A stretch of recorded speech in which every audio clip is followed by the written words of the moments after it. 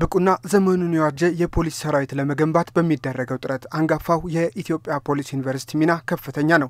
ዩኒቨርሲቲው ሀገራዊ ተልእኮውን በመወጣት ሂደት በዘንድሮ ዓመትም በተለያዩ የሙያ መስኮች ያሰለጠናቸውን የፖሊስ አባላትና አመራሮች አስመርቋል። ተመራቂዎቹ ከመላው ሀገሪቱና ከጎረቤት ሀገር ሶማሊያ የተውጣጡ ሲሆኑ በዩኒቨርሲቲው ከመደበኛ ሰርተፊኬት እስከ ማስተርስ ዲግሪ ደረጃ ስልጠናቸውን የተከታተሉ መሆናቸው ነው የተገለጸው። በምረቃት ስነ ስርዓቱ ላይ የተገኙት የኢፌዴሪ ፕሬዝዳንት ታዬ አጽቀሥላሴ ባደረጉት ንግግር የፌዴራል ፖሊስ ዘመናዊ ተወዳዳሪና በሙያው እንዲሁም በብቃቱ ህዝብ የሚያመሰግነው እንዲሆን ይዞት የተነሳው ራዕይ የሚያስመሰግን መሆኑን አንስተዋል። ጊዜው የሚጠይቀውን የወንጀል መከላከልና የምርመራ ስራ በቴክኖሎጂ ታግዞ ለመስራትም የጀመረውን ጥረት አጠናክሮ ሊቀጥል እንደሚገባም ነው ፕሬዝዳንቱ የተናገሩት። ጊዜው የሚጠይቀውን የወንጀል መከላከልና የምርመራ ስራን በቴክኖሎጂ ላይ ተመስርቶ ማከናወን የሚችል ብቃት ያለው የሰው ኃይል ለማፍራት እንዲሁም ማህበረሰቡን የሚያሳትፍ አዳዲስ የፖሊስ ቴክኖሎጂና አሰራሮችን ለመጠቀም የጀመረውን ተግባር አጠናክሮ መቀጠል ይጠበቅበታል። በዚህ ረገድ ዩኒቨርሲቲው በማበርከት ላይ የሚገኘውን ከፍተኛ አስተዋጽኦ ይበልጥ በማስፋትና በማሳደግ በዘመናዊ ዕውቀትና በቴክኖሎጂ ክህሎት የታነጹ የፖሊስ አባላትና መሪዎችን በማፍራት ላይ መሆኑ የሚሞገስ ነው።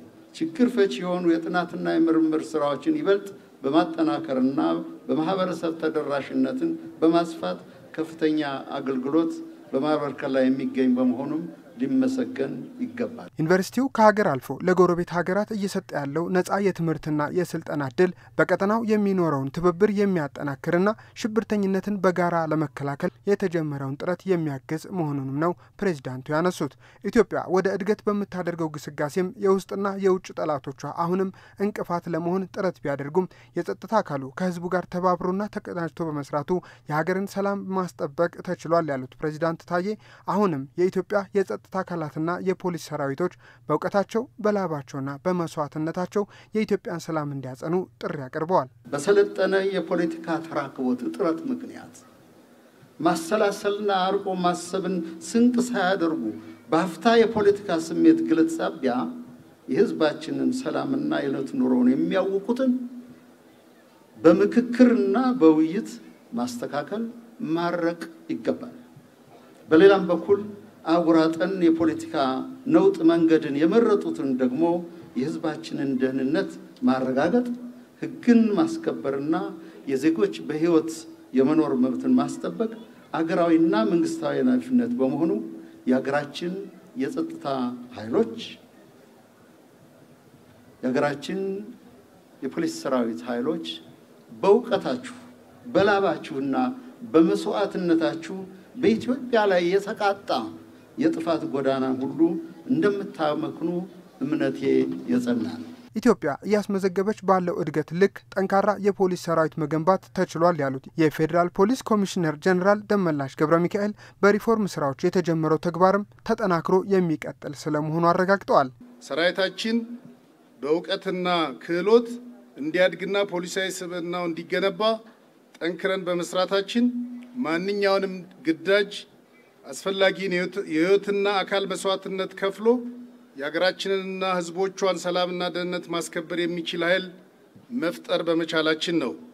በቀጣይም የሀገራችን ሰላምና ልማት ለማጽናት አሁን ካለ የቴክኖሎጂ እድገት፣ የወንጀል ስብስብነት፣ ቀጠናዊ የጸረ ሰላም ኃይሎች እንቅስቃሴና የሀገራችን ኢኮኖሚያዊ እድገት ጋር ተያይዞ የፖሊስ ተልዕኳችን ባደገ መልኩ የሚሰፋ በመሆኑ የሰራዊታችንን ዕውቀት ክህሎትና ፖሊሳዊ ስብዕና በመገንባት ስራን አጠናክረን የምንቀጥል ይሆናል።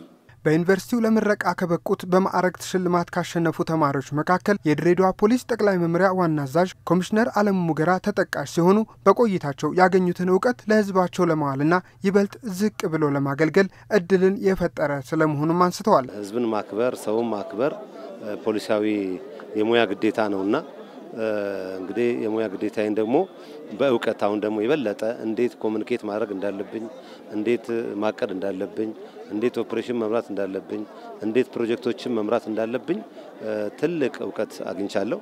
ይሄ ያገኘሁት ዕውቀት ደግሞ ለህዝቤ ዝቅ ብዬ የበለጠ ከትላንቱ የበለጠ እንዳገለግል ከትላንቱ የበለጠ ህዝብን እንድወድ አቅም ሆኖኛል። ሌላኛዋ የማዕረግ ተመራቂና ከዩኒቨርሲቲው በአጠቃላይ ውጤት የዓመቱ ተሸላሚ የሆነችው ሰልጣኝ መኮንን ክብራ ለማስፋው ባገኘችው እውቀት ህዝቧን በታማኝነት ለማገልገል እንደምትሰራም ተናግራለች። ከጠነከርን ከበረታን ሴት ወንድ የሚባል ነገር የለም። ሁላችንም እኩል ነን። እኩል ሆነን ደግሞ ሁሉንም በልጠን መገኘት እንችላለን፣ መጎበዝ እንችላለን ነው የሚለው። ማንበብ፣ መትጋት፣ በራስ መተማመን ሊኖረን ይገባል ነው የሚለው። ባለኝ አቅም ባለኝ እውቀት አገሬን በታማኝነት ማገልገል ነው የሚፈልገው። ዩኒቨርሲቲው አጠቃላይ 1348 ሰልጣኞችን ያስመረቀ ሲሆን ከነዚህም ውስጥ 7 ያህሉ የጎረቤት ሀገር ሶማሊያ የፖሊስ አባላት ናቸው።